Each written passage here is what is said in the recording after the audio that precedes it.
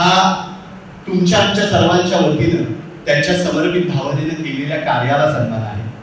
कोमलजींनी किंवा मगाशी सरांनी डॉक्टर रवींद्र कोल्हे सर आणि डॉक्टर स्मिता कोल्हे मॅडम यांच्याबद्दल बरंच सांगून झालेलं आहे. त्यामुळे त्यांची पुन्हा ओळख करून देणं इथल्या प्रत्येकाला ठाऊक आहे त्यांच्या कार्याची एकंदरीतच जी काही व्याप्ती आहे आम्हाला एवढी. त्यामुळे थेट त्यांच्या जीवन प्रवासाचा वेध घेण्याचा आपण आज या निमित्तानं प्रयत्न करतो आहोत. मी प्रथमतः सरांना विनंती करीन डॉक्टर साहेबांना की एकंदरीतच हे जे वैद्यकीय शिक्षण एवढं झालेलं असताना मेळघाटासारख्या तिथल्या बैरागड सारख्या दुर्गम भागात वैद्यकीय सेवा करण्याचा निर्णय हा कसा घेतला, म्हणजे बालपणापासूनचा तिथपर्यंतचा प्रवास प्रथमतः जाणून घ्यायला आम्हाला आवडेल.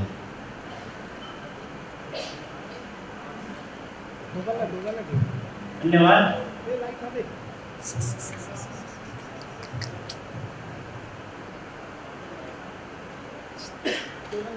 खूप खूप धन्यवाद.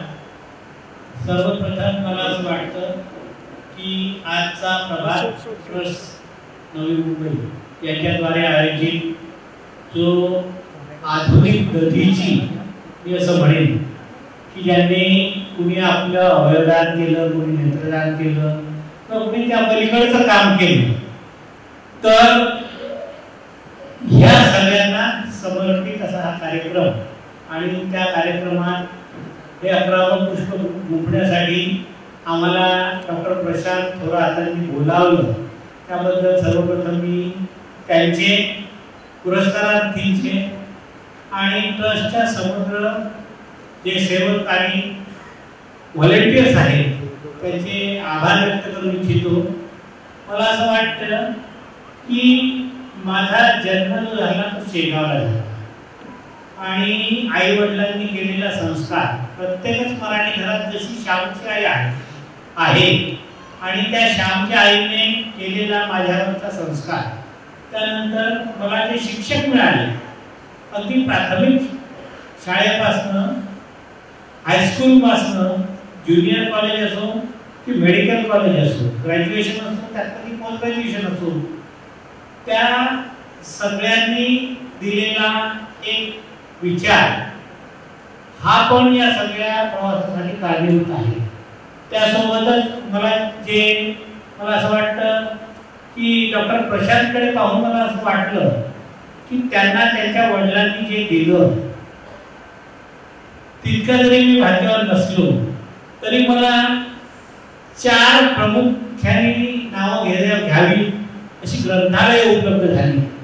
जी ग्रंथालय शेगाव गजानन महाराज संस्थानची लायब्ररी असो, जिल्हा वाचनालय वर्धा असो की गांधी ज्ञान मंदिरचं वाचनालय पुन्हा वर्ध्याचं असो किंवा रामकृष्ण मिशनचं वाचनालय काँग्रेसनगर नागपूरचं असो, त्यातून जे घरातल्या विचारवंतांची पुस्तकं मिळाली त्या पुस्तकांचा मला जो सहवास आणि संवाद त्यात मिळाला, अनेक गोष्टींचा उलगडा हळूहळू मला होत गेला. त्याचप्रमाणे विशेषतः मेडिकल कॉलेजमध्ये असताना मला जे समविचारी मित्र मिळाले की ह्या समविचारी मित्रांनी मला भरकटू दिलं नाही.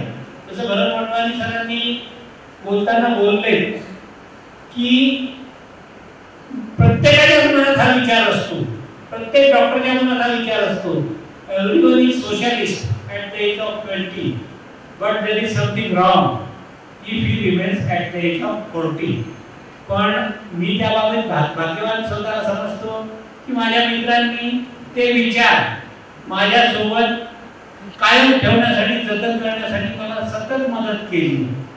त्याचप्रमाणे मला जी साथ देणारी माझी पत्नी मिळाली ती पण तितकीच जबरदस्त मिळाली की जिने मला माझ्या विचारांपासून तसूभरी ढळू दिलं नाही. किंबहुना त्याला असं म्हणू की जसं शेतकऱ्याच्या भाषेत बोलायचं तर व्यसन घालून मला ताळ्यावर ठेवलं. मी जर कधी चुकलो असेल तर मला आरी टोचून पुन्हा सरळ चालायला लावलं. माझं पाऊल तिरपं कधी पडू दिलं नाही, वाकडं पाऊल पडू दिलं नाही. त्याचप्रमाणे नंतरची पायरी मी असं मानतो की जे आदिवासी बांधवांकडे गेलो त्यांनी मला भरभरून साथ दिली, भरभरून प्रतिसाद दिला, माझी सेवा त्यांनी कबूल केली आणि त्यामुळे मी सातत्याने करू शकलो.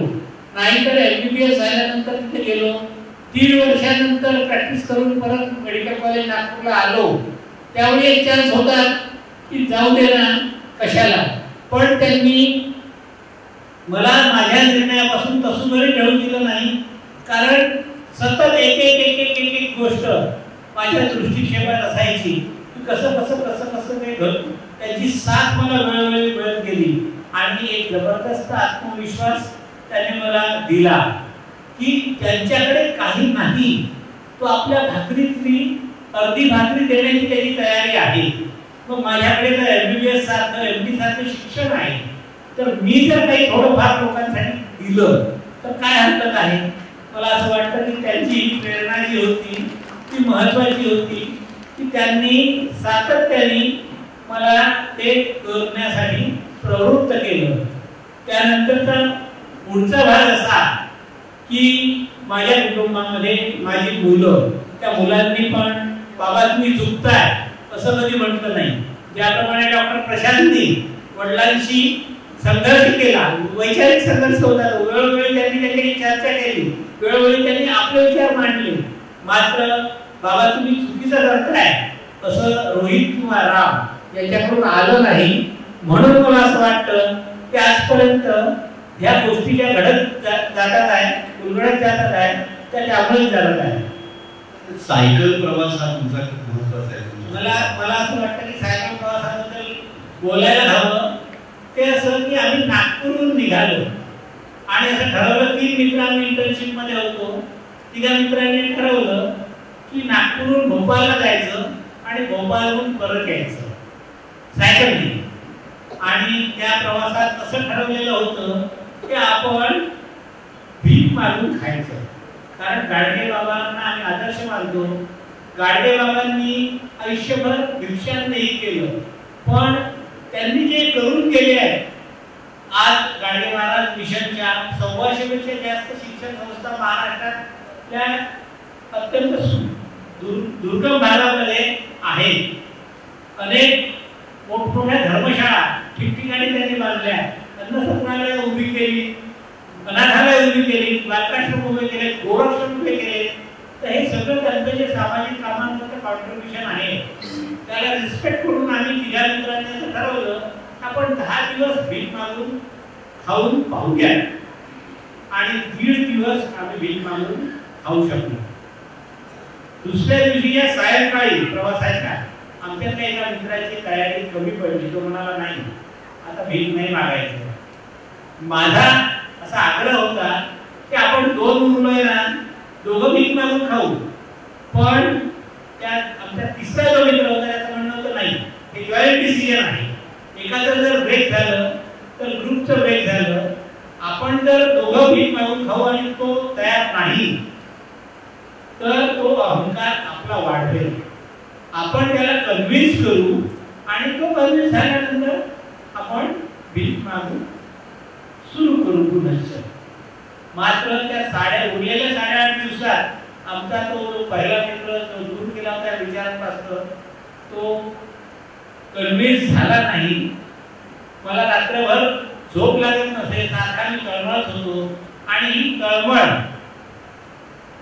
ही तळमळ माझ्या विवाहाच्या 4थ्या आठवड्यामध्ये राहिली, परिवर्तित झाली. की पत्नी अशी हवी की जी गरिबांसाठी, रुग्णांसाठी, गरजूंसाठी भीक मागण्याची तयारी ठेवी. दुसरा एक लागलेला महत्त्वाचा शोध त्या यात्रेदरम्यान असा होता की आम्ही जेव्हा सावनेर सोडलं, पुढे गेलो तर त्यावेळी समोर डोंगर दिसायला लागला. आणि डोंगर पाहून उतारावर ते लोक येत होते, त्यांना आम्ही विचारू लागलो की किती दूरपर्यंत, किती लांबपर्यंत, म्हणजे किती किलोमीटर चढ आहे, चढ किती आहे. तर ते सांगायचे की 5 किलोमीटर आहे, 6 किलोमीटर आहे, 2 किलोमीटर आहे. आम्ही खुश म्हणायचो तो चढ चढल्यानंतर की चला 2 किलोमीटर झाले. चला 5 सांगितल्याप्रमाणे 5 किलोमीटर झाले आणि आता आपल्याला चढ येणार नाही. पण नंतर आम्ही जेव्हा बसलो आणि शांतपणे विचार केला तेव्हा मला एक जीवनातला महत्वाचा शोध लागला. तो शोध असा होता की आम्ही व्हेरायटी चौक नागपूर इथून निघालो आणि पूर्ण भोपाळला फिरून पुन्हा व्हेरायटी चौक नागपूरला पोहोचलो. तर आम्हाला किती चढ लागला बरं कोणी सांगेल? आम्हाला लागलेला चढ होता तो 0 होता. कारण व्हेरायटी चौकातून जायचं आणि पुन्हा व्हेरायटी चौकात यायचं नागपूरच्या, म्हणजे चढ किती आला? एकूण 0. हा जो शोध लागला मला असं वाटतं की तो आमच्या जीवनातला सर्वोच्च शोध होता की आयुष्यात चढ येतात पण त्यावेळी उतार पण येतात. आपण चढ मोजतो कारण तो आपल्याला जड जातो, पण जेव्हा उतार येतो त्याच्याकडे आपण दुर्लक्ष करतो आणि त्यामुळे पुढचा जीवन प्रवास मला असं वाटतं की आमचा सोपा झाला की सुख दुःख जीवन में आते हैं जाते हैं. हे जसं आहे की आलं दुःख तर घाबरायचं नाही आणि सुख आलं तर हुरळून जायचं नाही.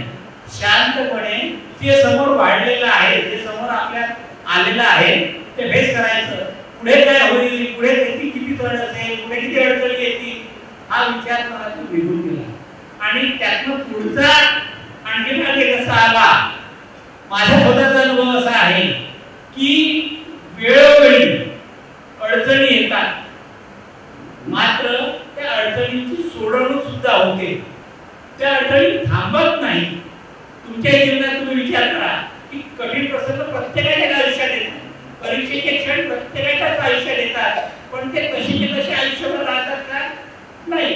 कालांतराने त्याच्यावर पडदा पडतो, ते विसरले जातात, आपण ते विसरतो. तर हा जो मला आम्हाला बोध झाला तो मला वाटतं तो महत्वाचा आहे. छान केलं तुम्ही आठवण करून दिली. सर तुम्ही आता स्मिताताईंचा अतिशय महत्त्वपूर्ण उल्लेख केला की तुमच्या आयुष्यातलं त्यांचं येणं आणि मग तुमचं सगळं जगणं बदलून झालं. तर स्मिताताई नागपूर सारख्या शहरातून थेट इकडे बैलागडमध्ये आले आणि मग हा जो प्रवास आहे शहर ते दुर्गम भाग, तर हा यामध्ये तुमची मानसिकता कशी होती किंवा बालपणापासून तुमची जडणघडण कशी झाली? धन्यवाद की बोलवल्याबद्दल. आणि रसिक आपण खूप मोठ्या संख्येने ऐकायला आला आहात. मी नागपूरची, जन्म नागपूरचा. तुम्हाला मुंबईतल्या लोकांना माहीत असेल की शहरातले लोक कसे असतात, तर मी पण शहरातच वाढली. अगदी म्हातारपणात झालेलं शेवटचं लेकरू अशी वाढ होती. त्यात एक मुलगी पण लाडाची होती वडिलांच्या. असं ते संगोपन सुरू झालं. शिक्षण काही खूपसं तेव्हा एवढं त्याच्यावरती हे नव्हतं की शिकावं, असं काही खूपसं नव्हतं. शिकलं तर शिकलं, नाही तर नाही शिकल्या. शाळेत जात आहेत, खेळत आहेत आणि मग मात्र असं करता करता 10वी झालं. 10वी नंतर पण चांगल्या ॲडमिशन्स मिळत होत्या, पण इतके वर्ष कुठं घरी ठेवणार का वगैरे वगैरे वगैरे आणि मग आता लग्न पाहून टाकू अशा स्थितीत अगदी जवळच्याच शाळेमध्ये 11वी-12वी झाली आणि त्यानंतर त्याच्याच बाजूच्या महिला कॉलेजमध्ये माझी रवानगी झाली. मला काही इंटरेस्ट नव्हता त्याच्यामुळे मग खेळणे, टेबल टेनिस, व्हॉलीबॉल किंवा भारतीय संगीत, BA झाली किंवा या अशा अनेक गोष्टी करत करत करत ACC होती, RD, PRD, एरवी, त्या सगळ्या ज्या शहरातल्या गोष्टी होत्या त्याच्यात मी अगदी पारंगत होते. म्हणजे मला असं एकही गोष्ट होती की मला येत नाही. म्हणजे शिवणकामापासून तर सर्वच मला येत होतं. म्हणजे मी कला म्हणून ते शिकत गेली होती. अशा याच्यात माझी वाढ झाली आणि मग दरम्यान एक गोष्ट घडली की माझ्या अंगावर थोडे पांढरे डाग आले आणि मग मात्र जीवनाला थोडंसं त्याचं डायव्हर्ट झालं असं म्हणू आपण. आणि मग मात्र तेवढ्याच घरात समाज कसा असतो, आई वडील, आपले नातेवाईक, समाजातले लोक, त्यांच्या नजरा आणि ह्या सगळ्या गोष्टी एक तरुण पोरगी अशा स्थितीत वावरत असताना तिच्यावरती काय प्रसंग येतात, तिच्या मनाचा कोणीही विचार न करता कसे वाटतात, सगळ्या जगाची ओळख देवशाही आत्माला झाली. आणि मग मात्र लक्षात आलं की आता आपण इथे आपल्या पायावरती उभं राहायला पाहिजे. आणि मग मात्र त्या मार्गाने मी जायला लागली. आणि पण नुसतंच BAच्या भरोशावर काय होणार, पुन्हा जवळच लॉ कॉलेज होतं. तर पहिल्याच्या काळामध्ये असे पावडरचं डबे, त्याला असं भूक पाडायचं, त्याच्यात 1 रुपया 2 रुपये असे आम्ही टाकत. आता जमाना बदलत चाललाय. तर ते त्यातनं पैसे काढले, 200 रुपये निघाले आणि मी बाजूच्याच लॉ कॉलेजला ॲडमिशन घेतली. आता असं झालं की मला काही कळेना. त्या कॉलेजमध्ये जाऊन बसायची, काय बडबड करतात ते काही समजेना. काय कळेना. आता काय करावं, एका वहीवर ते उतरवून आणायचं आणि मग पाहायचं. मग सगळे पुस्तक कशा डोक्याखाली घेऊन झोपायला लागली. जमिनीवर 18 तास सगळे प्रयोग केले. असं वाटायचं ते पुस्तक आता काही घुसेल डोक्यात, पण तसं काही झालं नाही. मलाच अभ्यास करावा लागला आणि खूप अभ्यास केला आणि पहिल्या वर्षी पास झालं. मग असं लक्षात आलं की दुसऱ्या वर्षी वकिलीच्या कोर्टात जावं लागायचं प्रॅक्टिकल करायला.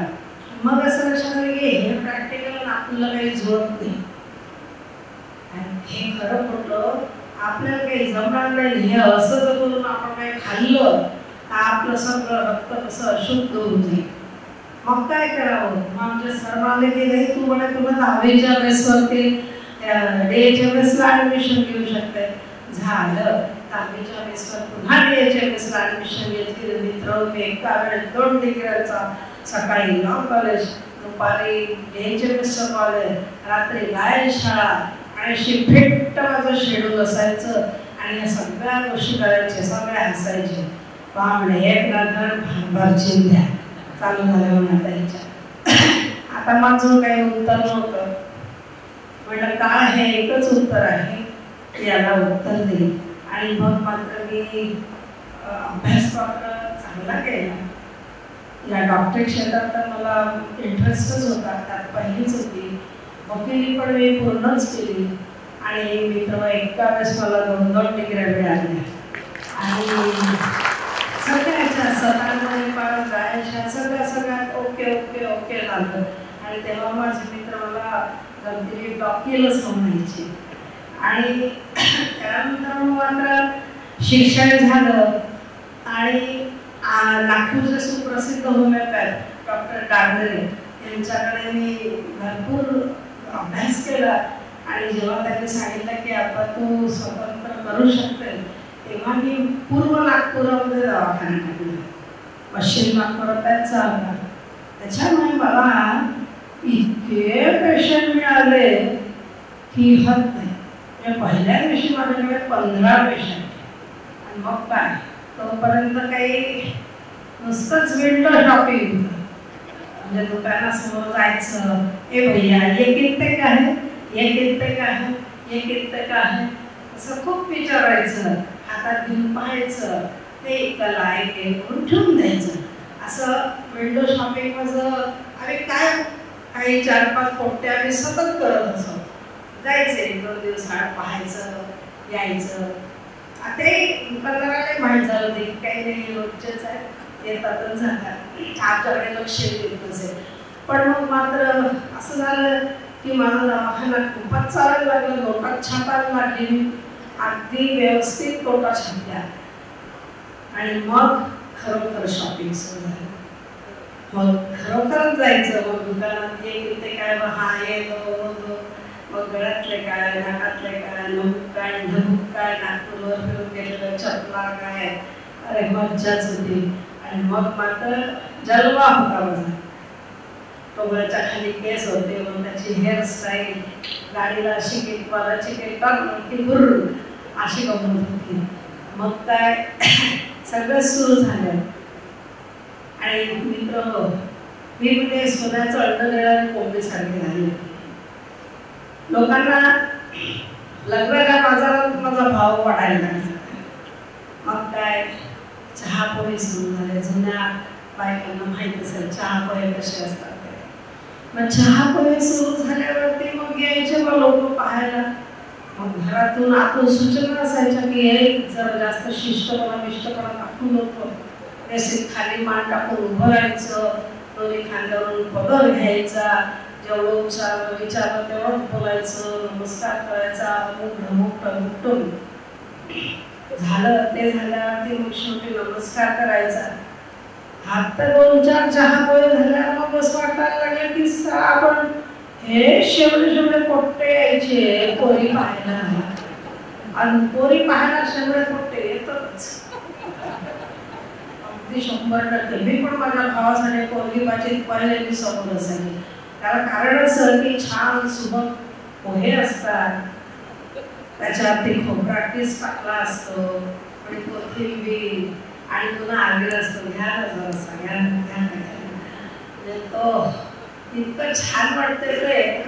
नाही तर कोणत्या कोणाला घ्यायला म्हणते मागितलं तरी देत नाही, अशी स्थिती. मग मात्र शेवटी मला ते काही रुचलं नाही. म्हटलं बाबा आता कसं काय आपण यांना कशासाठी नमस्कार करायचे.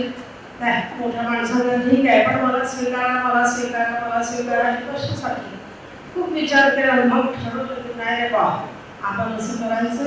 मग घरी सांगून दिलं. म्हणजे मी हे प्रकार काही करणार नाही. मग वडील म्हणे मग तुझे लफडे असं जमले. मग आता काय म्हटलं असं करू शकतो दवाखान्यात पाठवा ना पोरं. काय दवाखान्यात काही 4-2 पोरं आले तिकडून. मग असं झालं की तिकडून भोकाराकडे गाडी सरकायला लागल्यासारखी दिसली की पहिलेच सांगू हे बरे भाऊ हे जे सगळं दिसते की नाही हे दुकान केव्हाही बंद होऊ शकते. छातीवर बसून काही. मग मात्र तिकडून नकार सुरू झाले. मग आता काय करा. मग असं लक्षात आलं की एक डोका पुन्हा किडा बोलवायला की हे पोरं आले आपल्याला पाहायला येऊ शकते. असं नाही होऊ शकत का की आपण ते पाहायला जाऊ. काय असं होऊ शकते. मोठं आता आपण पोरं पाहायला जायचे. मग मित्रांना सांगितलं की पाहायला बा काही असं लग्नाळून पोट्टे भेटते तर त्याची सांगा म्हटलं मग कुठं काय झालं. मग मित्रांनी लिस्टला देणं सुरू केलं. अमुक ठिकाणी हा अमुक करतो, अमुक ठिकाणी अमुक करतो. झालं. मग मी माझ्या स्टाईलप्रमाणे.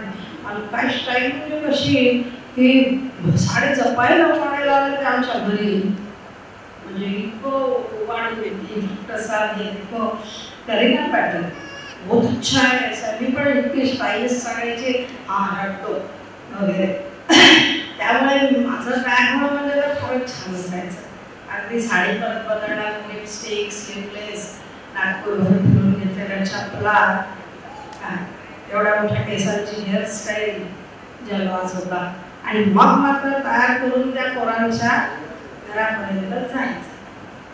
आता तिकडूनही पण दरवाजात बेल वाजवल्यावर कोणीतरी या काय कोण पाहिलं नाही. पण असं कळलं की तुमचं यंदा कर्तव्य आहे आणि माझं यंदा कर्तव्य आहे.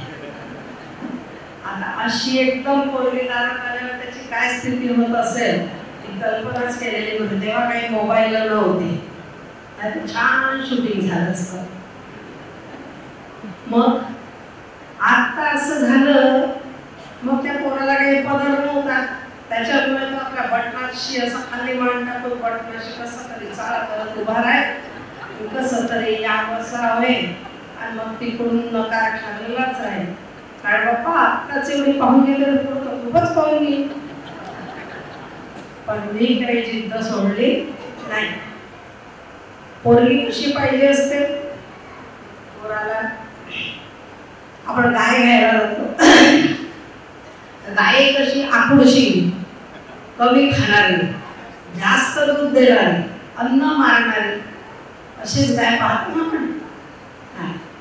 ह्या सगळ्या भाड्याच्या कार्यक्रमामध्ये शेवटी असं झालं की आमची असिस्टंट म्हणे की बा अरे तो रवी काय वाईट आहे, आता माझे कान टवकारले.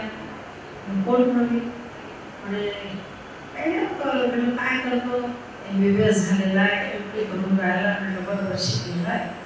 मग आता पाहायचं कसं, नागपूरच्या बाहेर पिंपळा गावामध्ये या लोकांचा मोठा ग्रुप होता सोशल मित्रांचा, ते तिथं सेवा द्यायला जायचे त्या लोकांना गावच्या.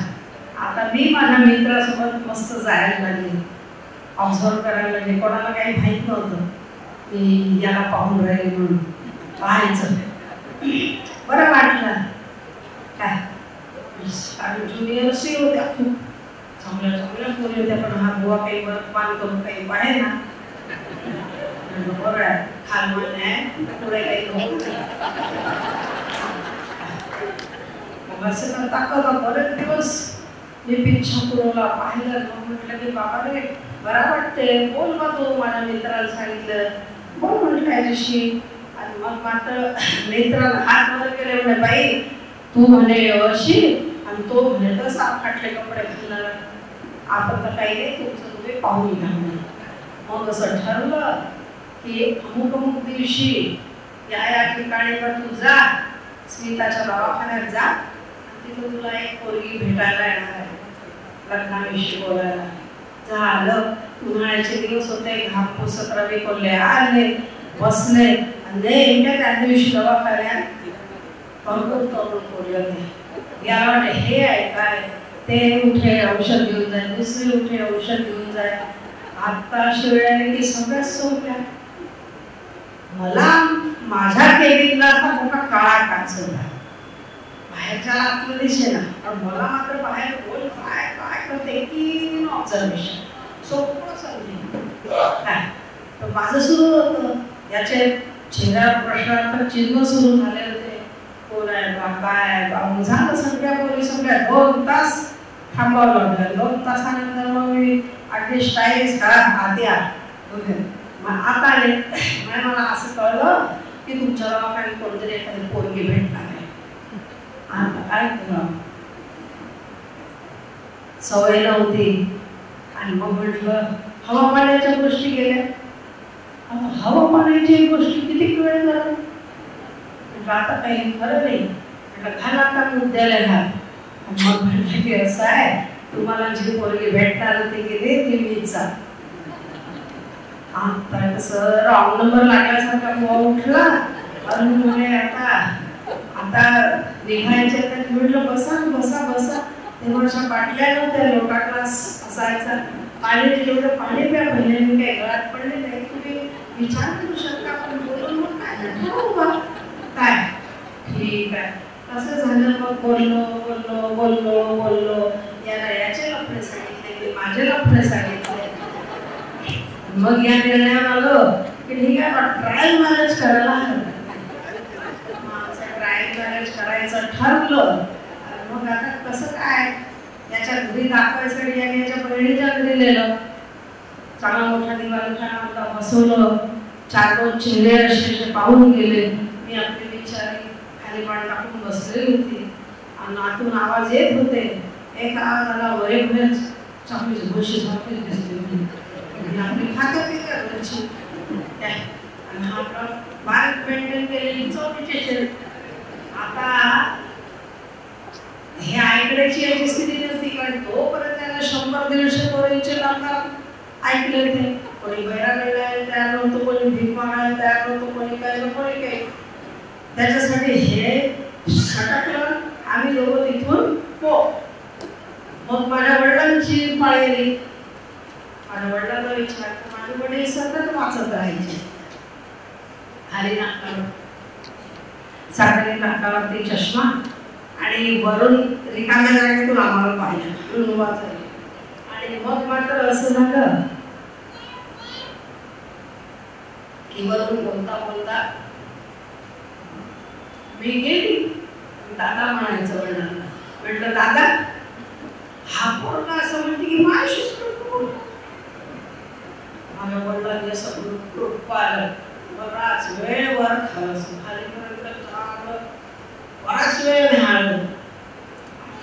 विचारतो होतो. बऱ्याच वेळानंतर मग म्हणे नाव काय करायचं. आता गंमत अशी की माझं माहेरचं नाव स्मिता मानसरे आणि माझ्या ज्या मैत्रिणी होत्या एक होती बोकडे, एक होती कावळे, एक होती वाघ, एक डुकरे पण होती. आता अशा मैत्रिणींचे नाव माझे वडील म्हणत तुला अशाच पोरी वाटतात, त्याला काय करतात आपल्याकडे घालतात, आपण कशाला त्याच्यावर नाव बदलू. मग बराच वेळ पाहिल्यानंतर माझे वडील म्हणाले की वाचा अशा आडनावाशी तुझं लय जोडूनच जाते.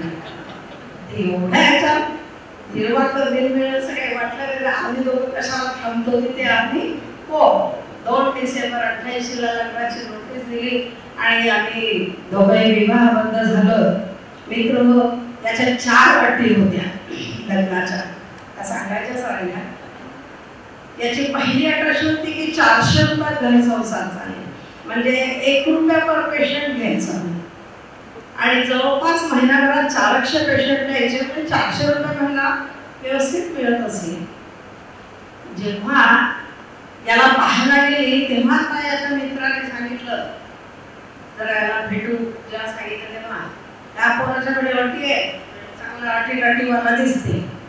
काय पहिली काय आमच्या विदर्भात एक गोष्ट आहे, मोठे मारुतीच्या मंदिरात खेळत असतात आणि त्या एक पोट्टा काय करते त्या मारुतीच्या बेंबीतच बोट घालते, तिथं असते विंचू, त्याला चावते तो झटकन बोट बाहेर काढते. तो दुसरा म्हणते काय झाला, तो काय म्हणते काही थंड लागली. दुसऱ्या पोट्ट्याला याने थंड लागलं तर आपण काम नाही घालत, तो दुसरंही बोट घालते. अशी गंमत झाली. काय म्हणजे काय म्हणजे 400 रुपयात घर संसार चालेल. मी माझ्या 400 रुपयाच्या वरच्या साडीकडे पाहून घेतलं. मग उत्सुकतेने पुन्हा दुसरी काय म्हणजे तिथून 40 किलोमीटर पायी जावं लागते तालुका प्रेस पासून. मी माझ्या गाडीकडे पाहून घेतलं कारण 40 किलोमीटर चालता येईल की नाही शंका होती. तिसरी अट काय 5 रुपयात लग्न, म्हणजे ही खूपच छान आहे.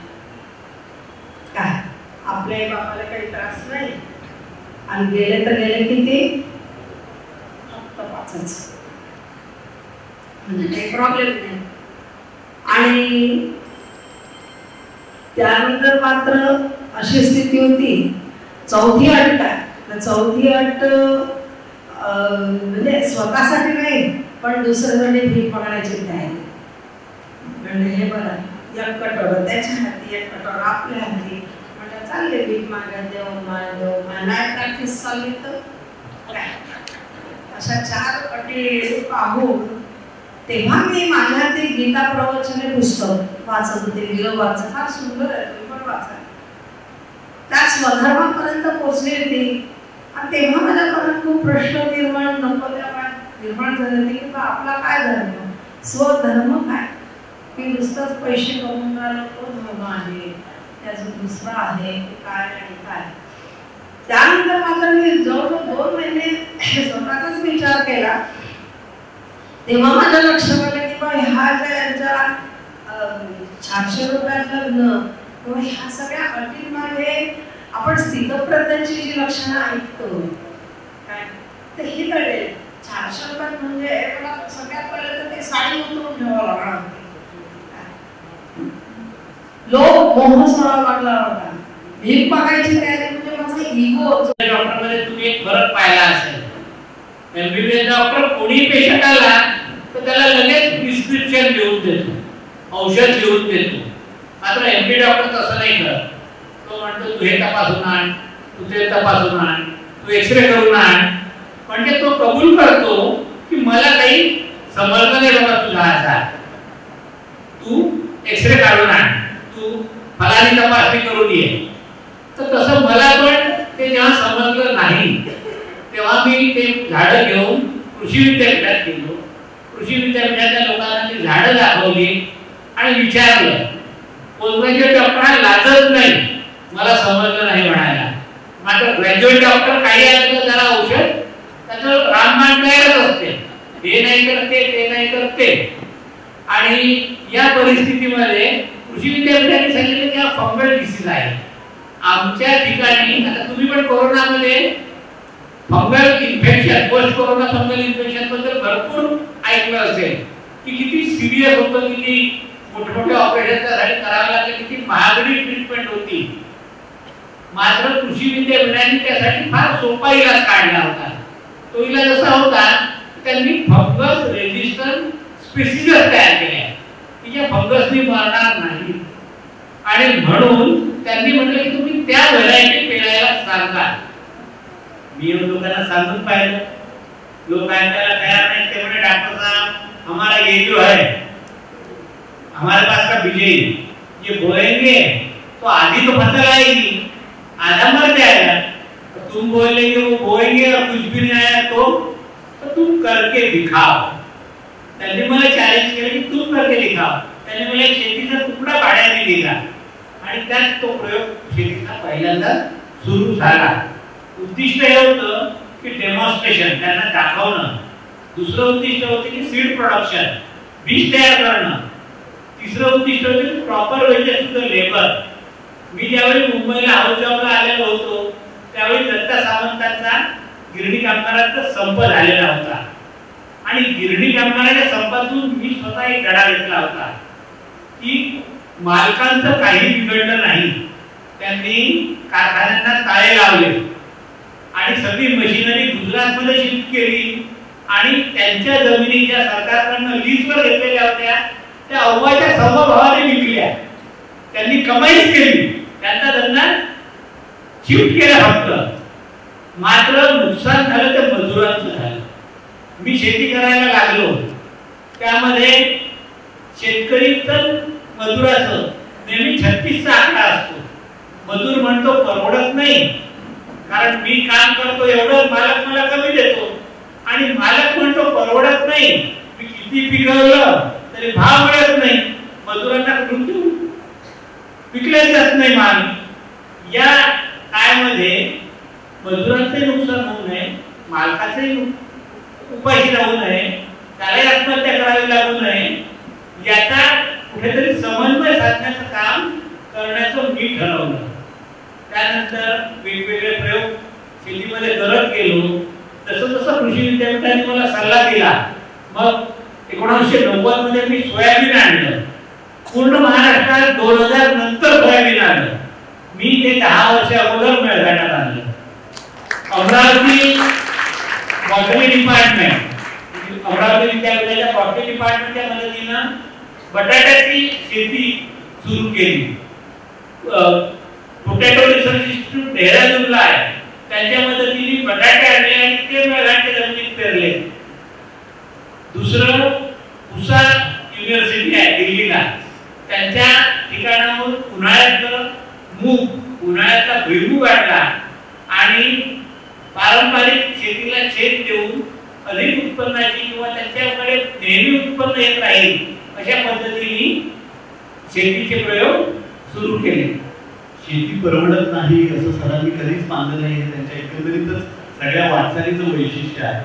नक्कीच मला असं वाटतं, आता तुम्ही सर्व सुशिक्षित आहात, कुठल्या कंपनीचे शेअरचे भाव वाढतात, जी कंपनी प्रॉफिट मध्ये असलेल्याचे भाव वाढतात की जी कंपनी लॉस मध्ये जाते तिचे भाव वाढतात. शेअर कोणाचे वाढतात? प्रॉफिट मध्ये असलेले. आणि शेतीची किंमत दिवसेंदिवस वाढत आहे की कमी होत आहे? वाढत आहे ना. कोणी म्हणजे शेतीचा शेअर आपण म्हणू की शेत विकत घेतलं मग मी 2 एकर आणि विकायची वेळ आली तर कोणी विकतच घ्यायला तयार नव्हता किंवा अर्ध्या किमतीत विकली शेती मी, असं कधी घडते का? अजिबात घडत नाही. तिचा भाव रोज दिवसागणिक वाढत जातो, म्हणजे तो नफ्याचा धंदा आहे. इतके वर्ष झाले आपले वाडवडील शेतीवरच पुढे आले किंवा पूर्ण समाज त्यावरच जगत आहे आणि तसं असताना सुद्धा परवडत नाही हे रडणारं राजकीय लोकांनी स्वतःच्या निवडणूक जिंकण्यासाठी वापरलेलं तत्व आहे. शेतकऱ्यांची काही त्याबद्दल तक्रार नाही, हे तुम्ही समजून घ्या.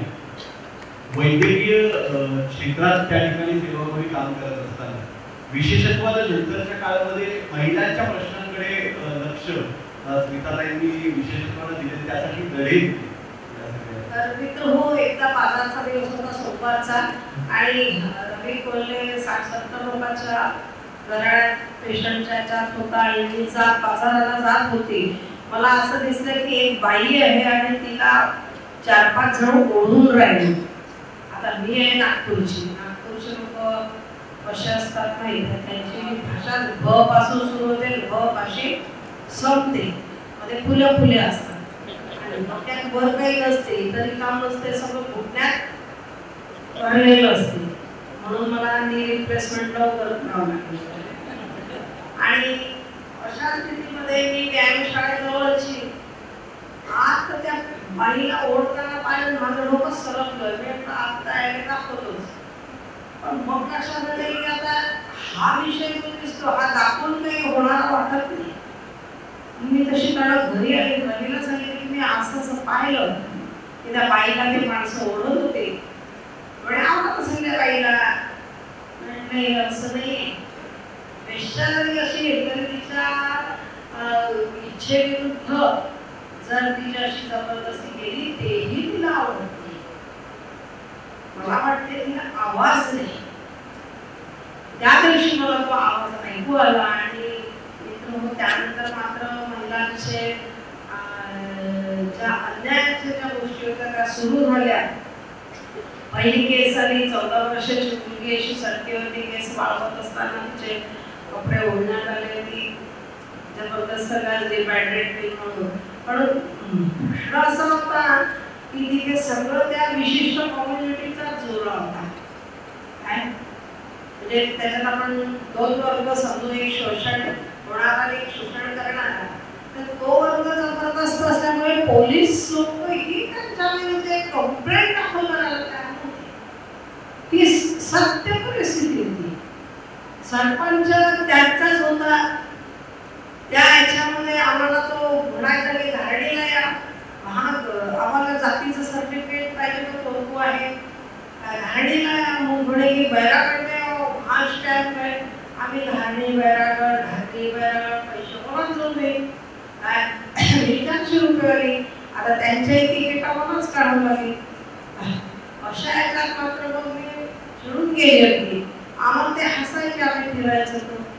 मग मात्र मी SDOच्या ऑफिसमध्ये गेली, तिथे छान आम्ही असं बसून गेलो 5-6 बायका. खूप वेळाने SDO विचारले का काय झालं, काही नाही साहेब असं असं झालं आहे. तो हसून राहिला, तो आरोपी आहे, त्यानं असं असं केलं ते काही आम्हाला कास्ट सर्टिफिकेट काही देत नाही, तो कोण नाही करत नाही.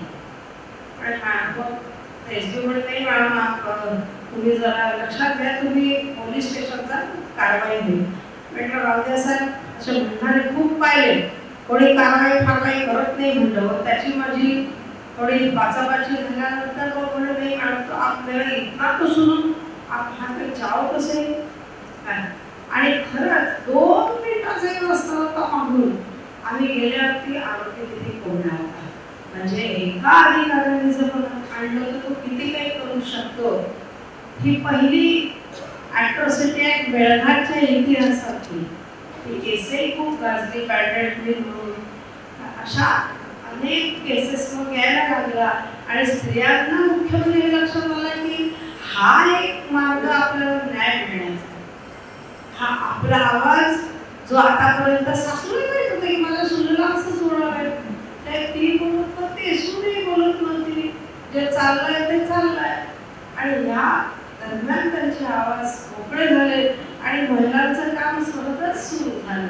त्यानंतर इतकं ते व्यवस्थित होतं.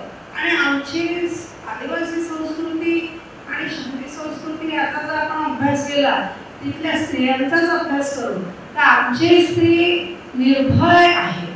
जे एक हातात वेळ असतो तर ते अगदी व्यवस्थित जंगलात जाऊन येते, तिला कोणाचीच भीती वाटत. फक्त जंगली तो वेळ जंगली स्वापकांसाठी असतो. तिथे अन्याय झाला असेल तर दुसरा घटना कोण झालाय आदिवासी आदिवासीवर कधीच अन्याय केलेला अजूनही नाही. ह्या अशा याच्यात उठलेल्या केस तिथे भ्रूण हत्या नाही, स्त्रीचा कुठलाच हा म्हणजे स्त्री गर्भ चिरडला जात नाही, त्याला खूप आदर आहे, स्त्रीला खूप आदर आहे, पंचायती स्थान आहे, स्त्री प्रधान संस्कृती आहे. घरातला कुठलाही निर्णय स्त्रीला विचारल्याशिवाय घेता येत नाही, ही स्थिती आहे. म्हणजे गंमत म्हणजे अशा लोकांकडे जातात, बायको समोर असते, नवरा मागून जातो, सहज आपण विचारतो काय करा नाही करत, दामजी पुढं भूक आते कशासाठी, दामजी पुढं 12 किलोमीटर काय एवढ्यावर जाऊन काय करतात, दामजीपुराच्या बाजारात जातात, खेड्यावर जातात, सुंदर पान खातात आणि पुन्हा ते वापस येतात. म्हणजे इतकी सहजता, खूप सहजता आहे त्यांच्या जगण्यामध्ये. आपण कशाची याच्यातच वाट पाहत होतो, सोयी नाही तिथे, तुमचं काही पडलं कोणी आमचं सगळं पुढं आहे. आम्ही 15 दिवस आम्ही या पूर्ण महिन्याभर बाहेरच नाही काय. ही गोष्ट घामोडी स्त्रीचा स्वतःच्या घामाली गमवलेला पैसा घामोडी तो कधी कोणी हात नाही लावू शकत. एखाद्याचं बाईने कमाई करून बकरी जर घेतली तर तिच्या बकरीला हात नाही लावू शकत. तिच्या परवानगी विरुद्ध जर बकरी विकली तर तिला पंचायतीत जाता येते. ती पंचायत सांगते की इसने मेरी बकरी बेचा, मला तो नवरा असो, पंचायत त्यालाही दंड करते, विकणाऱ्याला घेणाऱ्याला पण दंड करते आणि हिची बकरी तुला वापस द्यावं लागते ते वेगळंच. त्याच्याकडे कोणीच त्याला फंदात पडत नाही. साधारणतः वृद्धाश्रम नाही, वृद्धांची गरज आहे. आम्ही एक सर्वे करायला गेलो, डोळ्यांचा सर्वे सुरू होता. एक आंधळी ठार आंधळी, तिला आम्ही आलो गेलो काहीच माहिती इथं काय हे करायचं. फक्त तिच्या हातात पाण्याची दोरी होती, फक्त ती दोरी हाणत होती. म्हणजे त्या लेकराचे मायबाप शेतात गेले होते पण तरी तिची उपयुक्तता होती, ती लेकराची दोरी घालत होती. ते कुठे जाणार, कुठेच जात नाही. 94 वर्षाचा हिडून त्याला महाराज झाला, त्याचे मोठं असे झाले. आम्ही खूप ज्ञानी होतो दोघे, त्या खूप उपदेश करला. बाबा म्हणते की हाँ ऐसा होता है, आपको ये जाओ इनको भर्ती करो, ऐसे लोग कहाँ रहते हैं, ऐसा वैसा वैसा वैसा. तो त्याचा पोरगा अमर साहबचा इतका पड झाला, क्यों मैंने मेरे बाप को उधर भेजू, मैं पाल नहीं सकता.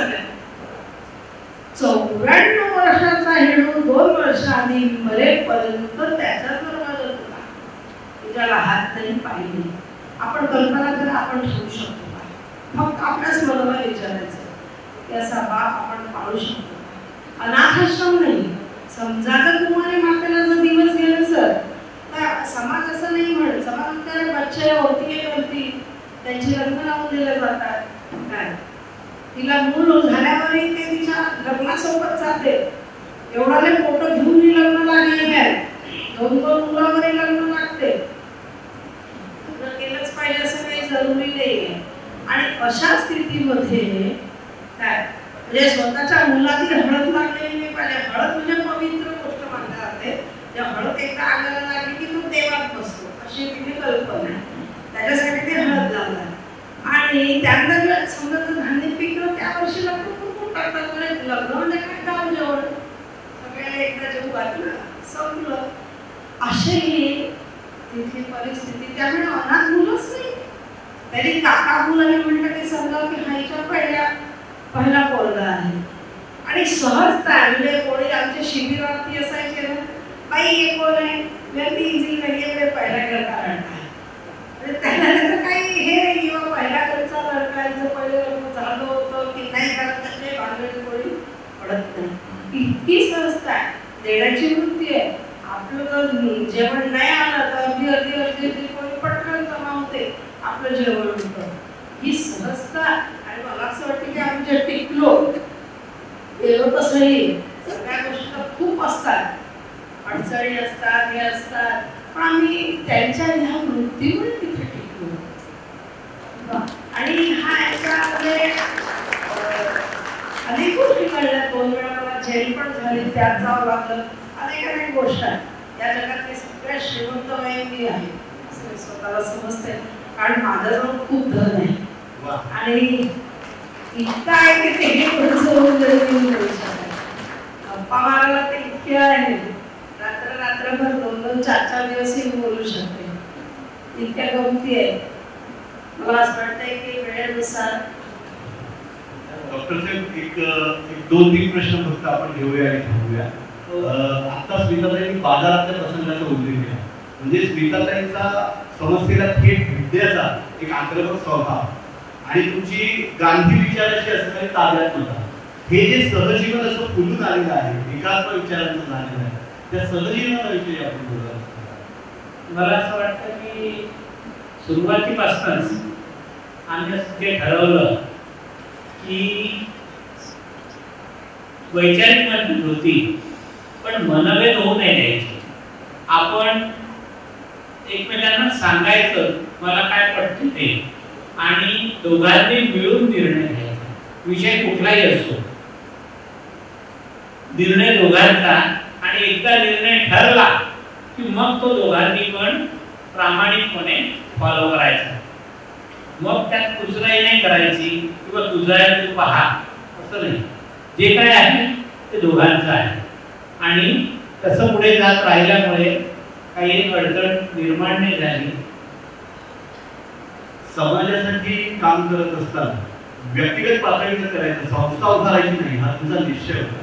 त्या निश्चयाविषयी प्रश्न आलेला. ती अशी गोष्ट आहे की मी असं पाहिलं की जे लोक संस्थेसाठी आयुष्य देतात, 30-30, 35-35 वर्ष आपल्या युथ म्हणेल किंवा 20व्या वर्षी जर एक व्हॉलेंटियर म्हणून एखाद्या संस्थेमध्ये तरुण जॉईन होतो आणि वयाच्या 50-60ला पोहोचतो, आणि त्याच्याकडून जर थोडीशी चूक झाली, नियम बाह्य वर्तन झालं, तर संस्था त्याला पहिले शोकास देते, नंतर म्हणते की your service are no more required, तुमच्या सेवेची आम्हाला गरज नाही, आणि त्याला मुक्त करण्यात येते त्याच्या कामापासून.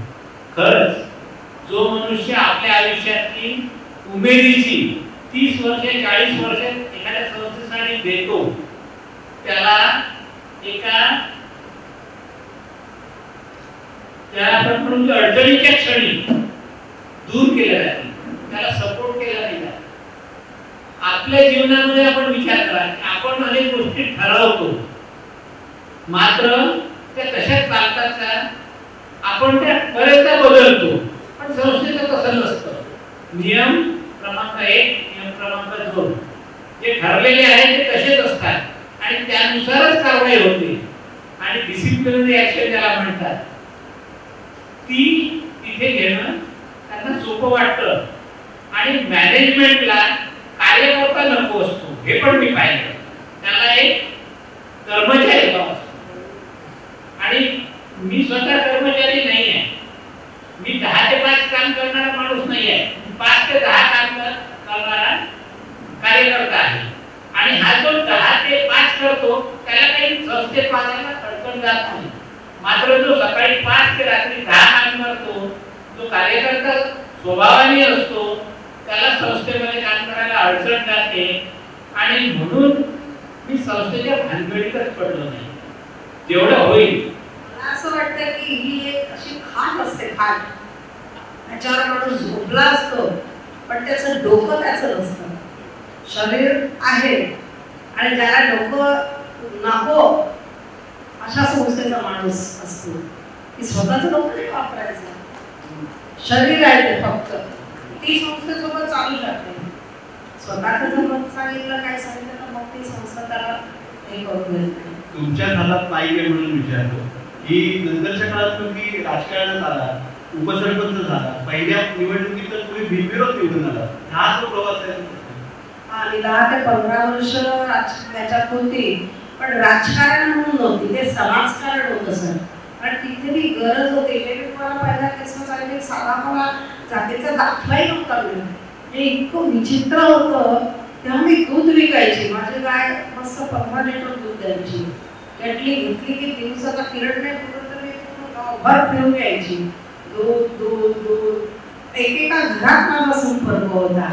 आणि त्या संपर्कामुळे 45 वर्षाची जी ती सत्ता होती ती आम्ही मोडकळीच टाकू शकलो, बायकांचं पूर्ण पॅनल निवडून आणू शकलो आणि तिथे छान मोठी टीम तयार झाली आणि कामं म्हणजे आम्ही वीज आणली. आमच्याकडे पहिले संडासचं फार आलं होतं मध्ये काम, शौचालय बाकीचे फेल झाले असेल, पण माझ्या गावातले शौचालय मात्र सक्सेस झाले. कारण अर्ध्याच्या वर 70% मुस्लिम पॉप्युलेशन असल्यामुळे ते बाईला निश्चित त्या शौचालयाची गरज पडली आणि ती ते वापरलेले आहे 100% अगदी. आणि मग उलट आम्हाला अजून मागणी होती की वीज आली, रस्ते झाले, पाणी आलं, नळ आली, या सगळ्या आवश्यक आपल्याला जीवनाला जगायच्या ज्या गोष्टी असतात निश्चित त्यांनी ते करू शकले याचा मला निश्चित अभिमान वाटतो. या सगळ्या गोष्टीत त्यानंतर मात्र पण एक खूप लक्षात आलं की राजकारण हा काही खूप चांगला विषय नाही, डोक्याला ताप देणारा, त्याच्यामुळे त्याच्यापासून थोडं दूर राहिलेलं बरं. नव्या पिढीमध्ये हे जे समाजसेवेचं बिल उदयाला आलं असं तुम्हाला अगदी मनापासून वाटतं, त्या दृष्टीने तुम्ही युवकांची शिबिरं घ्यायला आणि त्याला जोडून प्रश्न की मग ही युवकांची शिबिरं घेत असताना याच्यामधून जे युवक उभे राहिले आणि मग तुमच्या मुलांवर सुद्धा कसे संस्कार झाले. हा खूप महत्वाचा विषय आहे की सुरुवातीला जी शिबिरं सुरू झाली तर ती आमच्या मुलांसाठी म्हणून सुरू झाली आणि पुढे जशी मुलं मोठी झाली तर जे आम्ही स्नेहालयात एकदा गेलो, स्नेहालयाला गिरीश कुलकर्णींशी बोलताना ते बोलले की डॉक्टरांनी यांना सगळ्या फॅसिलिटी देतो पण एक गोष्ट देऊ शकत नाही, ती अशी आहे की उन्हाळ्यामध्ये सगळी मुलं नातेवाईकांकडे जातात मात्र आमची मुलं कुठेच जाऊ शकत नाही. आणि मग शाळा जेव्हा सुरू होते त्या मुलांच्या चर्चेत हा विषय असतो की मी मावशीकडे गेली होती, मी आत्याकडे गेली होती, आम्ही काकाकडे गेलो होतो, आम्ही अशी मजा केली, आम्ही कसं केलं. मात्र या मुलांजवळ उन्हाळ्यात कुठे गेलो असं सांगायला विषय नसतो. आणि मग त्यातनं ही जी शिबिरं होती जी लहान मुलांसाठी आम्ही घेत होतो त्यात मी असं म्हटलं की आमच्याकडे पाठवा, कारण शिबिरं सुरूच होती. तर त्या स्नेहालयासारखी मुलं वेगवेगळ्या संस्था अनेक महाराष्ट्रात पण आहेत, नागपूरमध्ये, मालाडमध्ये, अमरावतीमध्ये, तर त्या सगळ्या संस्थांमधून मुलं मुली आमच्या शिबिरांना यायला लागली. आणि जी मुलं पेरेंट्सची होती म्हणजे आई वडील त्यांचे होते त्यांच्या आई वडिलांना पण सांगितलं की ही मुलं अनाथ मुलं या वर्षीपासून शिबिरात येणार आहेत. कदाचित त्यातले काही मुलं HIV पॉझिटिव्ह पण असतील अनाथ म्हटल्यानंतर.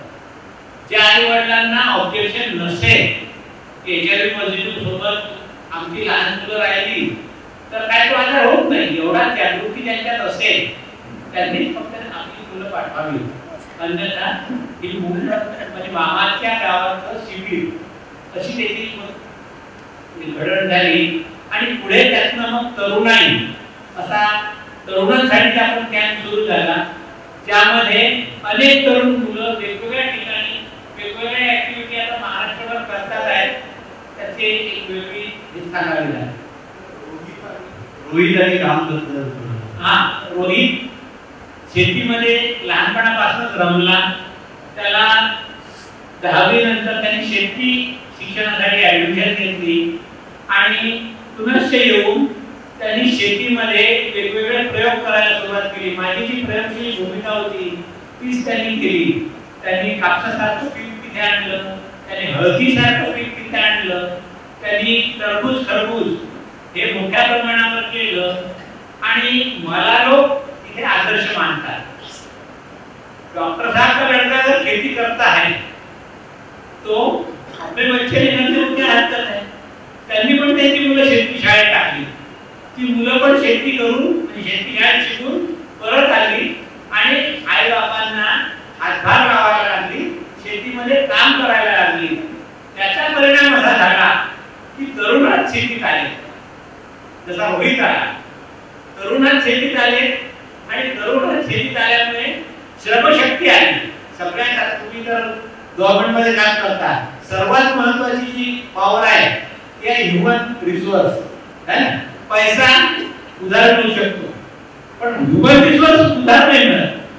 माझ्या शेतात जर पेरणी आहे तर मी माझी करतो, दुसऱ्याच्या शेतात किती पैसा दिला तर जात नाही. हे फॅक्ट तुम्हाला माहित असेल. आणि या पार्श्वभूमीवर तरुण हा शेतीत आल्यामुळे मेळघाटची शेती उत्पादनक्षम झाली, शिक्षित मुलं आली. त्याचा दूरगामी परिणाम असा झाला की विदर्भात शेतकरी आत्महत्या करतात, अमरावती जिल्ह्यातले शेतकरी आत्महत्या करतात, मात्र मेळघाट हा विदर्भात आणि मेळघाट अमरावती जिल्ह्यात असून मेळघाटातले शेतकरी आत्महत्या करत नाहीत. समर्पित जीवन इतकं मोठं आहे की माझ्याकडे खूप प्रश्न आहेत विचारण्यासारखे, मात्र प्रत्येक गोष्टीला एक वेळेची मर्यादा असते. त्यामुळे जे 6 प्रश्न, ज्या 6 चिठ्ठ्या इकडून माझ्याकडे आल्या वारवण सरांकडून, प्रेक्षकांकडून, त्यामध्ये 6 मधल्या 5 चिठ्ठ्यांची उत्तरं आपल्या प्रश्नोत्तरात आली. पण एक प्रश्न मात्र वेगळा आहे आमच्या श्रीहरी कोवळे सरांचा. तो आहे की सामाजिक कार्यात पूर्ण वेळ झोकून देऊन काम करताना आपली एखादी आवडती कला तुम्ही तिथे कशी जोपासता किंवा कशी जोपासता. कलेच्या बाबतीत तर अगदी शून्य आहे. त्याला जर गाणं गायचं असेल तर गद्यात गातो. मी स्वतः भारतीय संगीत घेऊन मी बी केलं, त्यानंतर MA करायचं होतं पण तेव्हा खूप पैसा लागायचा. जेव्हा MA करायची वेळ आली तेव्हा असं लक्षात आलं की इतका हे आपण करू शकत नाही ह्या गोष्टी. म्हणून मी त्याच्या फंदात न पडता दुसऱ्या गोष्टी केलं. मी उत्तम ड्रॉइंग काढते सर, उत्तम ड्रॉइंग आहे, गाण्याची कला आहे आणि जवळपास सर्वच कला मला आवडतात. म्हणजे असं नाही की हे नाही. जुने कपडे गोळा करून मी खूप अति सुंदर सुंदर वाकळी शिवते. वाकळी माहिती केली आजकाल लोकांना माहित नाही. सुंदर सुंदर वाकळी शिवते. आता लक्षात आलं की खूप वाकळी झाल्यात. आता छोटे छोटे असे पाय शिवते, म्हणजे अगदी घरोघरी लागतात. स्वयंपाकाच्या ओट्यामध्ये पाय पुसायला पाणी पुसायला लागतच. पायाला सरकवलं की पायाखाली तशी छोटी छोटी ती शिवते. घरची कपडे शिवते आणि सगळंच शिवते. म्हणजे माझा नवऱ्याला असं नाही की बा त्याचा शर्ट फाटला, मागची पाठ फाटली तर त्याला दुसरी पाठ लावून दिली मी तरी त्याने अजून म्हटलं नाही की मी घालत नाही. किंवा पायजामा फाटला तर पायजामाची चड्डी करून दिली तरी तो आनंदाने घालतो. त्याला चौकोनी ठिकाण असतात, खूपसा फरक पडत नाही. घरी तो तेच घालतो आणि खूप खूप मोठी कला आहे सर. म्हणजे पूर्ण फाटला शर्ट काही दिवसांनी तुम्ही आले तर तो नवीन आपल्याला दिसेल.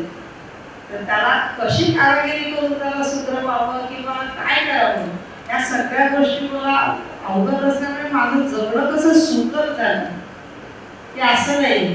सुंदर गाणं जर ऐकलं तर त्या शब्दांचा जो आनंद आहे, ज्या कवीने ज्या साहित्य लिहिलं आहे तो मी लुटू शकते, ते मी गाऊ शकते. सगळ्या गोष्टी मला त्याचा आनंद घेऊ शकते.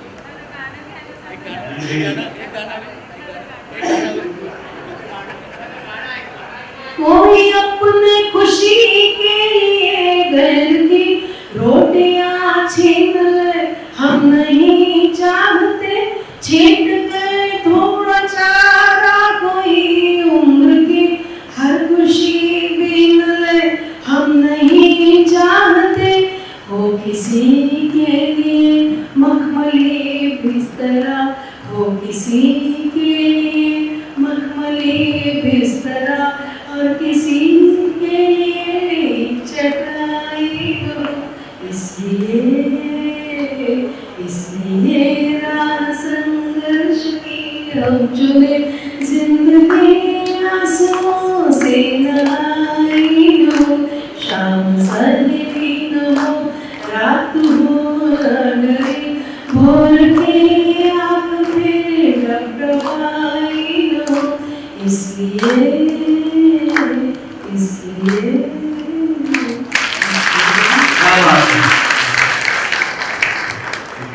होईल अशा मैफिलीची ही सांगता आहे असं म्हणूया. सांगतेचा एक शेवटचा प्रश्न विचारतो की एकंदरीतच या सगळ्या समाजामध्ये एक आदर्श म्हणून म्हणजे आमच्यासारख्या सर्वसामान्यांची रुळलेली पायवाट सोडून खरं तर तुम्ही MBBS MD तुम्ही बंगला चांगला राहू शकता असता, पण ती रुळलेली पायवाट सोडून तुम्ही स्वतःची पायवाट निवडली. ती स्वतःची पायवाट निवडून तुम्ही माझ्यासारख्या आमच्यासारख्या असंख्यांना एक प्रेरणा झाला. तुमच्या नावातला रवी आणि त्यांच्या नावातलं स्मित हे नेहमीच तुमच्या जीवनात सदैव फुलत राहतो अशा शुभेच्छांच्या गजरात आपण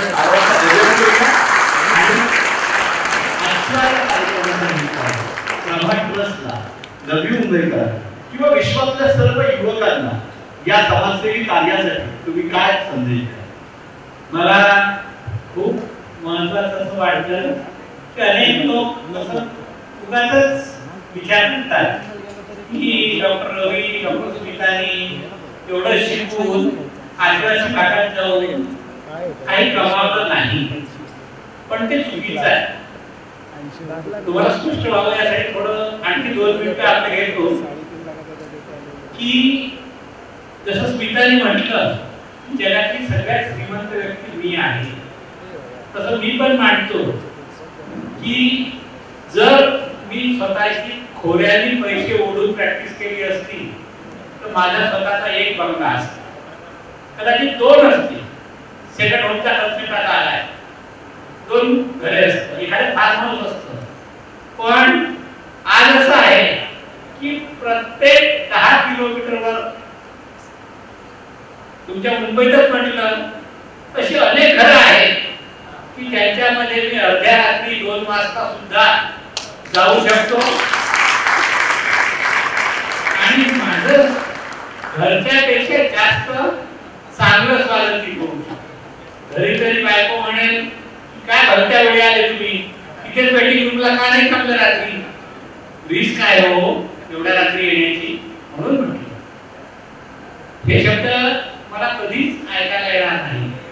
आणि आज सकाळपासून मी आलो आहे तर 3ऱ्या घरचा पाहुणचार संध्याकाळी आहे माझ्यासाठी. तर ही जी अचिव्हमेंट आहे हे मला असं वाटतं की खूप महत्वाचं आहे.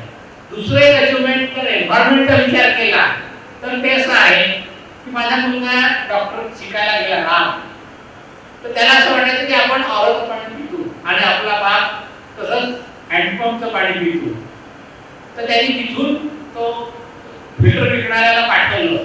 त्यांनी आमचं पाणी तपासलं आणि सांगितलं की आमच्या आरो वॉटरपेक्षा तुमचं पाणी हे जास्त शुद्ध आहे. आता एअर क्वालिटी इंडेक्स बद्दल खूप विचार विनिमय सुरू झाला आहे. जर बेलारेंट एअर क्वालिटी इंडेक्स तुम्हाला सांगितला तर तो सतत 40च्या खाली असतो. कुठच्याही दिवसांमध्ये तो 80-70 जातो.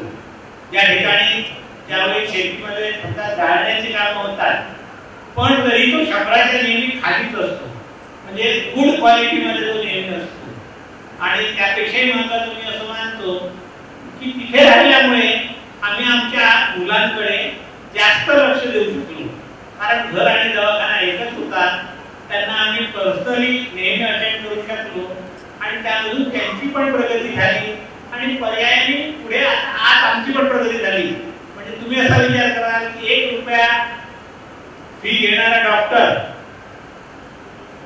कसे काय अशा प्रकारचे कपडे घालू शकतो, हे सगळं आमच्या मुलांच्या बदौलत आहे की मुलगा शेतीमध्ये उत्तम करतो आणि त्या उत्तमातून तो उत्तम पैसे कमावतो आणि as good as a corporate salary हे प्रॉफिट तो शेतीतून करतो. निश्चितच आज या सुसंवादाच्या निमित्ताने या दोघांचा जो सहजीवन आहे ते हळूवारपणे उलगडत असतात. स्मिताताईंचे त्यामध्ये विशेषत्वानं स्मिता आजींचे संस्कार कसे आहेत. सकाळचीच घटना एक मला सांगावीशी वाटते त्यांच्या परवानगीनं की सकाळी त्यांचा जो नातू आहे त्यांच्यासोबत त्याला 500 रुपये कोणीतरी भेट म्हणून दिली. स्मिताताईंनी काय केलं म्हणजे स्मिता आजींनी काय केलं की त्या नातवाला सांगितलं की हे पुन्हा आपल्या संस्थेला परत देऊन टाक, म्हणजे त्यातनं कोणत्या तरी मजुराला, कामगाराला चष्मा घेईल आणि तो त्या चष्म्यातून स्वच्छ दृष्टीने जगाकडे पाहू शकेल. हे जे प्रेरणा आहे, प्रेरणा मला वाटतं निश्चितच ही संस्काराची पेरणी या जगाला, विश्वाला पुढे घेऊन जाणारी आहे. मला वाटतं स्मिता या संस्काराची जी ठेवण आहे ही आपल्या मुलांना दिलीच पाहिजे. कारण हे जे आता नष्ट होत चाललेलं आहे त्यांना आज समजलं दोघांना की मला 500 आणि याला 500, आज 1000 रुपये दोघांनी सकाळी त्यांच्या संस्थेला दिले. आता त्यातनं कोण चष्मे तरी दोघं जण घालील आणि त्याची जी दुवा आहे ती त्यांना निश्चित मिळेल. आणि दुवेपेक्षाही त्यांना देण्याची सवय लागेल. नाहीतर तो मी नाही देत, लहान मुलं नाही द्यायला पाहिजे बेटा, का द्यायला पाहिजे, कारण त्याच्याजवळ नाही आहे, त्याची ती गरज आहे ही आपण समजावून सांगितली पाहिजे. आणि मी भाग्यवान आहे, माझे मुलं पण फार छान निघाले आणि माझे नातू पण फार छान आहे. विराज आणि देवा आलेले आहेत. म्हणजे आम्ही शिबिर घेत होतो सर, छोटासा 2 मिनिटाचा वेळ, आणि चांगलं उन्हाळ्याच्या दिवसात शिबिर घेत होतो. छान छान ऊन आणि अचानक असं झालं की वेग तुफान वादळ आलं.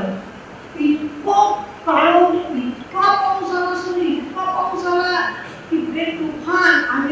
आम्हाला नाही घर आहे ना, आम्ही कट्ट्याचं बांधलेलं, इकडे पळ तिकडे पळ, इकडे हे लपव तिकडे ते लपव, लाईट नाही, लावलेले दिवे नाही, हवा इतकी होती, इतकी फजिती, त्या फजितीला पाठ होता.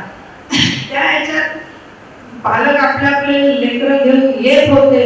इकडे स्वयंपाकाचं विस्तव जर चुली जळत नव्हते आणि प्रचंड आहे. आता त्या ह्याच्यामध्ये एका पोराला विंचू चावलं. काय मग काय त्या पोरांचं इतकं हे होतं किंवा तो काय तुफान रडे. आता हा बाबा दुसऱ्या एका माणसाला घेऊन तिसऱ्याच ठिकाणी चालला लागला एवढा माणसा नेहमीच. म्हणजे हे की तू इथलं याला हिंदी काढते की इथलंही सांभाळून घेते, सांगायचे नाही काय करायचं ही याची सवय. तर हे नाही, आता काय करावं, अमुक केलं, ढमुक केलं, टमुक केलं, शेवटी तो विंचू सापडला. म्हणून माझ्या डोक्यात असं झालं की या विंचूला आपण मारून टाकलं तर या लोकांना वाटेल की मग मेला बा विंचू, शहरी लोक मेला एकटाचा. पण माझा मुलगा आहे विराज एवढाच असेल, 3री 4थी होता राम, तर मी त्या विंचवाला रामाला मारून टाकतात. पण त्यांनी काय मला एक प्रश्न केला, अम्मा ह्याला कशासाठी मारायचं, या लोकांसाठी कोणाला मारायचं काय. किती सुंदर प्रश्न, मी त्याला उत्तरच नाही देऊ शकले की ह्या आलेल्या लोकांसाठी आपण विंचू मारायचा का काय. आणि त्याला एक कला अवगत होती, कशी ती त्याची त्यालाच माहिती. त्याने विंचू हातावर घेतला आणि चांगला गेला. ते हा किती कोमल प्रश्न होता. आणि जर त्या दिवशी मी त्याला म्हटलं असतं की नाही पण मारूनच टाक काय, तर तो आतापर्यंत ठेचतच गेला असता. म्हणजे प्राणी ठेचले असते, माणसं ठेचले असते, मग काय काय ठेचलं असतं. अशा लहान लहान गोष्टीतून तुम्ही काय करू शकता. तुमचं जर कॉन्शियस निश्चितच जागेवर असेल, मला वाटतं निश्चितच हा फायदा होऊ शकतो सर. साधी राहणी उच्च विचारसरणी असं आपण फक्त पुस्तकातून ऐकतो, पण त्याचं मूर्तिमंत दर्शन आज आपल्याला या निमित्तानं या दोन्ही मान्यवरांच्या रूपाने घडलं आहे. त्यामुळे आपण सर्वजण नवी मुंबईकर त्यांच्याबद्दल, त्यांच्या कार्याबद्दल कृतज्ञता व्यक्त करत सर्वजण स्टँडिंग ओवेशन देऊया. उभं राहून टाळ्यांचा जोरदार गजर आजच्या त्यांच्या या कार्याला या निमित्ताने करूया. धन्यवाद.